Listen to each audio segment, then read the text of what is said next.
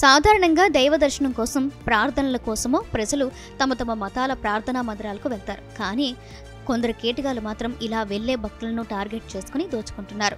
ఈ క్రమంలోనే తాము కూడా అపర భక్తులమే అన్నట్లుగా వేషం వేసుకుని భక్తుల్లో కలిసిపోయి సరైన టైం చూసి చేతికందనవి తీసుకుని రెప్పపాటులో పరారవుతున్నారు.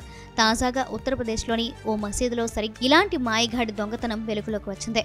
అక్కడి సహారన్పూర్ జిల్లా దానా మండి ప్రాంతంలోని షావిలాయత్ మొహల్లాలోని ఒక మసీదులో ఓ దొంగ అక్కడ నేలపై పడుకుని విశ్రాంతి తీసుకుంటున్న వ్యక్తి మొబైల్ ఫోన్ను దొంగిలించి పారిపోవటం అక్కడి సీసీటీవీ కెమెరాలో రికార్డైంది. బాధితుడి ఫిర్యాదుతో కేసు నమోదు చేసుకున్న పోలీసులు సీసీటీవీ ఫుటేజీ ఆధారంగా దొంగ కోసం గాలింపు చేపట్టారు. సీసీటీవీ ఫుటేజ్ని పరిశీలించగా సదరు దొంగ నమాజు కోసం వచ్చేవారిలో ఓ టోపీ పెట్టుకుని మసీదులోకి ఎంట్రీ ఇచ్చాడు. లోపలికి వెళ్లే కాసేపు నమాజ్ చేస్తున్నట్లుగా నటించి అక్కడే కాసిన మంచినీళ్లు తాగి కాసేపు అక్కడే కూర్చున్నాడు. అక్కడ ఓ వ్యక్తి తన ఫోన్కి ఛార్జింగ్ పెట్టి నేల మీద పడుకుని విశ్రాంతి తీసుకోవడం గమనించిన కేటుగాడు అటూ ఇటూ తచ్చాడి రెప్పపాట్లో ఆ మొబైల్ను కాజేసి మెల్లగా అక్కడి నుంచి జారుకున్నాడు. కాసేపటి తర్వాత మేల్కొన్న ఆ ఫోన్ యజమాని ధరని ఎవరో కొట్టేశారని గ్రహించి మసీదు కమిటీకి ఫిర్యాదు చేశాడు. కాగా దీనిపై మసీదు సభ్యులు, స్థానికులు విచారం వ్యక్తం చేశారు.